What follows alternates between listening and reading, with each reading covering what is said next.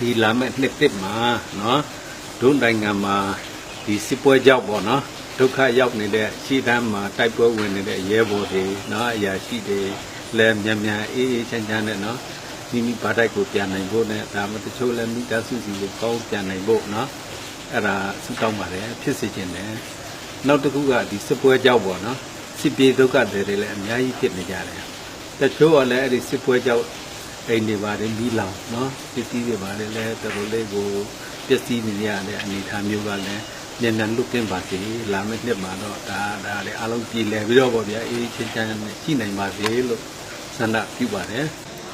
နှစ်တစ်ကိုဆိုတာကျွန်တော်ဒီလူထို့အားလုံးအစွတ်တောင်းပေးမယ်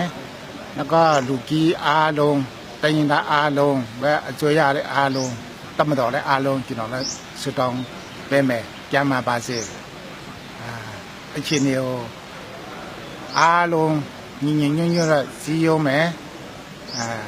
လုတ်ဆောင်တွားမယ်ကျွန်တော်စွတ်တောင်းတယ်ဒီနှစ်ပေါင်း60 90ခံစားလာတဲ့အတိဒုက္ခတွေကနေပြီးတော့လွတ်မြောက်ဖို့ဆိုရင်တော့3-4နှစ်ကတော့အောင်ဤပြီးခံရမယ်ဒါကြောင့်ငញ្ញရေးနှစ်ကအခုသိမကြသေးဘူး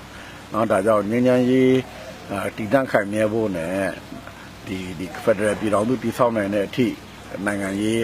သဘောတူချက်တွေရသွားဖို့ဆိုတာကအင်မတန်ရေးကြီးနေပါတယ်ဒါကြောင့်အဲ့ဒီအတွက်ပြည်သူတွေအနေနဲ့စိတ်ပြည့်အားလျှော့ခြင်းမရှိဘဲနဲ့ပိုပြီးတော့နိုးနိုးကြားကြားရှိကြဖို့ဒီအမြင်တွေဟာလာမျက်စိနဲ့နားတွေဖွင့်ထားပြီးတော့အဖြစ်ပြက်တွေကိုမျက်ခြေမပြတ်လိုက်နိုင်ဖို့ကျွန်တော်တို့ကပြည်သူတွေကိုထပ်လောင်းတက်တွန်းနေပါတယ်အရေးကြီးတာကတော့ဒီနေ့တိမှာလာကျွန်တော်တို့သက်ဆိုင်သူအားလုံးပေါ့နော်ကျွန်တော်တို့အထူးသဖြင့်ဒီတောင်းရှိတဲ့လူတွေဖက်ကပို့ပြီးကျွန်တော်တို့အလေးထားစဉ်းစားသိတာကတော့နေ့ဟောင်းမှာကျွန်တော်တို့သင်ဖြတ်ကျော်လာခဲ့ရတဲ့ကျွန်တော်တို့သင်္ကန်းဆောင်တွေပေါ့နော်သင်္ကန်းဆောင်ဆိုတာကတော့ကောင်းချင်းဆိုးချင်းတွေအလုံးတုံတွဲနေမှာပါပဲအဲတော့ကောင်းတာကိုလည်းကျွန်တော်ဆက်ပြီးတည်ဆောင်မယ်နေ့တိကိုပေါ့နော်မကောင်းတာကိုလည်းကျွန်တော်သင်္ကန်းစာဖြစ်လိလာသင်ယူမှတ်သားပြီးတော့နေ့တိမှာအဲ့ဒီမကောင်းတဲ့အရာတွေကိုကောင်းတဲ့အရာနဲ့ဘယ်လိုအစားထိုးနိုင်မလဲဆိုတော့သင်္ကန်းစာယူမှတ်သားမှုတွေကိုလည်းကျွန်တော်တို့ဆောင်ကျင့်တော့ဖို့လိုတယ်လို့ကျွန်တော်ထင်တယ်အဲ့တော့ခုနေ့ခါမှာတော့ကျွန်တော်လူကြီးတရားလုံးကတော့အများနည်းတူပါလေနော်လွတ်လွတ်လပ်လပ်နဲ့ငြင်းငြင်းချာချာနဲ့ရှင်းသာရက်တီခွင့်တော့ခစားပိုင်တဲ့ခွင့်တော်ရသိမ့်ပြီလို့တော့ကျွန်တော်တို့ထင်တယ်ရလည်းရသိမ့်ပါတယ်ရဖို့လည်းကောင်းပါတယ်လေအဲ့ဒီအတွက်တော့ကျွန်တော်တို့အားလုံး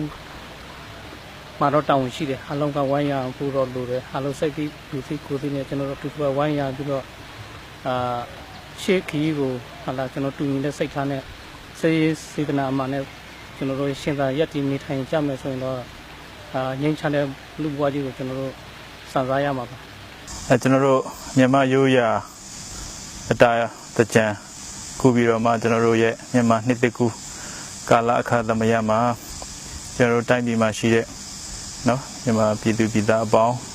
ကိုယ်ကြီးကျန်းမာခြင်းစိတ်ချမ်းသာခြင်းနဲ့ပြည့်စုံကြပါစေလို့ဆုတောင်းမေတ္တာပို့သလိုပါတယ်နေ့ဟောင်းမှာရှိခဲ့တဲ့ကျွန်တော်တို့အနိဋ္ဌာယုံတွေကိုထားပြီးတော့မှအားလုံးပါဝင်တဲ့ငြိမ်းချမ်းရေးနိုင်ငံရေးဆွေးနွေးမှုဖြစ်စဉ်ကြီးဖြစ်မြောက်အောင်ကျွန်တော်တို့အင်တိုင်းအားတိုင်းလှုပ်ဆောင်သွားကြပါစို့လို့ဆုတောင်းမေတ္တာပို့သရင်တိုက်တွန်းလိုပါတယ်